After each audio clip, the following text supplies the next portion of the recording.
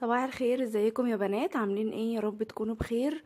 النهارده طبعا الفري بتاعنا، النهارده اخر يوم في الاسبوع، وطبعا هناخد فري. بس يعني النهارده انا كل يوم فري، ما بصحاش بدري ولا بفطر كويس ولا اي حاجه، بقوم اتغدى على طول. فمن زمان قوي قوي نفسي في فول وفلافل او فول وطعميه. فانا النهارده نمنا ساعتين قبل الفجر وصحينا من الفجر، فصاحيين بدري. وطبعا المفروض ان احنا ننام تاني شويه، بس انا خدت عمر كده وقلت اتمشى شويه ونجيب بقى فطار. بصراحة ما بخرجش خالص اصلا اجيب فطار، يعني عمري ما عملتها الا يمكن ايام ما كنت قبل ما اتجوز، كنت بطلع الصبح ساعات اجيب برديه انا ومامتي وكده. فدلوقتي هفطر طعمية وفول، وعملت طبق سلطة حلو كده وجبنة قريش وطماطم. الجبنة القريش والطماطم حطيت عليها زيت زيتون، وبرضو هنا زيت زيتون على الفول وسلطة عادية. وهنا انا بس لسه يعني مجهز لسه الفطار، بسخن العيش، بس حطيت دوت رغيف بلدي هاخد نصه ان شاء الله. انا بقى اقول لكم بعمل ايه لما يكون في اكله زي دي في الفطار. باخد 2 طعمية ومعلقتين فول مثلا او 3 وحتتين جبنه، برضو باخد من كل حاجه كده اجمعهم في طبق. تمام. والسلطه برضو باخد منها عادي، وباخدهم برغيف بلدي. انا طبعا بكون متعوده على الدايت ونفسي مقفوله شويه، فباخد نص رغيف كده. وده بيكون فطاري، يعني برضو فطار مش دسم قوي، عشان طبعا الفري بتاعنا في الغدا. فيعني لما يكون نفسك في حاجه، برضو انا نفسي اكل فول وطعميه، مش معقوله اخلي الفري بتاعي فول وطعميه. تمام. بس ده هيكون فطاري دلوقتي ان شاء الله. احنا الصبح لسه الساعه 7. تمام. آه وطلعت هنا كيس قشطه اهي. طبعا المطبخ نضيف، منضفه امبارح كويس قوي. تعبت بصراحه امبارح في التنظيف، نضفت حاجات كتير جدا. فيعني الحمد لله المطبخ نضيف والبيت نضيف. الواحد نفسه يعني مفتوحه شويه، لان بصراحه الاطفال انتوا عارفين بيعملوا كركبه، والواحد مش بيعرف يعمل منهم حاجه. فبحاول افضي نفسي يومين في الاسبوع بقى، اقلب الشقه جامد يعني، واحاول انضف على قد ما اقدر. فده كيس قشطه. القشطه دي انا بحوشها من على اللبن، من على وش اللبن، بقعد اجمعها في اطباق. وبعد ما بجمعها في الطبق مثلا وتتملي، الطبق يتملي، بقوم حطها في كيس زي دوت. تمام. انا سايباها هنا تفك، يعني احطها في طبق تفك براحتها، علشان النهارده ان شاء الله هعمل معاكم رز معمر في الغدا. هنا بقى كنت ما كانش فيه الا دي بس، كان فيها لبن. غسلتها والطبق دوت وحطهم كده يصفوا ميتهم يعني. بس فانا غسلت من امبارح طبعا مكان الغدا وكده. اما طبعا ما تعشيناش، لان انا متغدى يعني متغديه المغرب طبعا، زي ما انتوا عارفين عشان الدايت وكده. نسيت اقول لكم يا بنات، انا اللي وزنت طبعا اول ما قمت على الريق كده، لقيت نفسي نزلت كيلو ونص الحمد لله.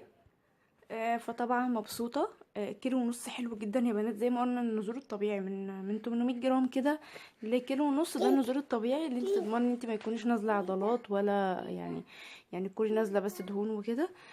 وعايزة اقول لكم طبعا ان شفتوا يعني تغيير النظام مع فرق ازاي، لان يعني انا بقالي فترة كتير طويلة ثابتة، فالحمد لله تغيير النظام فعلا زي ما قلت لكم اهو بيغير وبيخلي الواحد يخس. هروح افطر بقى عشان ما اطولش عليكم، ونتقابل مع تجهيز الغدا.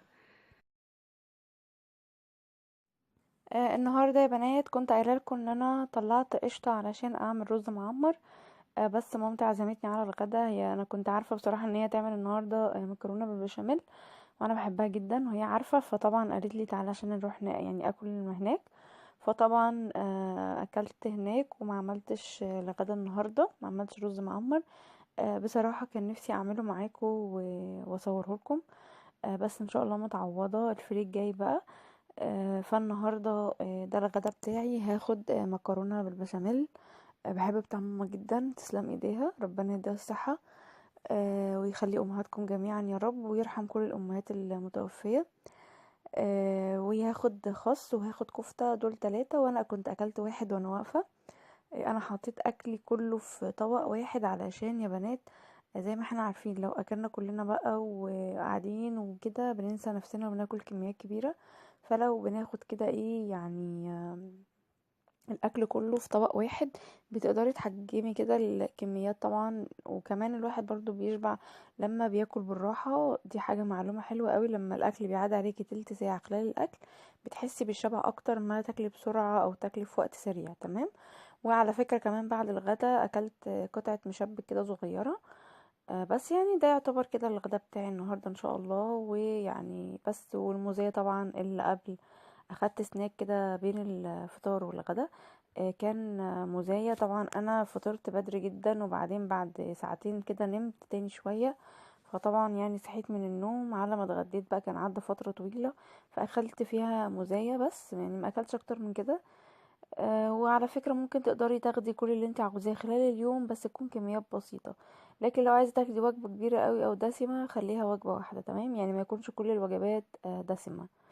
بس فانا هنا راعيت الكميات، عشان كده اخدت برضو الصبح يعني اسمه ايه دوت. ودلوقتي يا بنات طبعا بعمل سحلب اهو. ده بقى اخر حاجة ان شاء الله هناخدها النهاردة، هيكون سحلب بعمله وهو على النار. والمج بتاعي اهوت. وبس ده يكون بقى اخر حاجة ان شاء الله في اليوم بتاعي الفري. يا رب يكون عجبكم. وانا خسيت كيلو ونص تاني للناس اللي ما اخدتش بالها.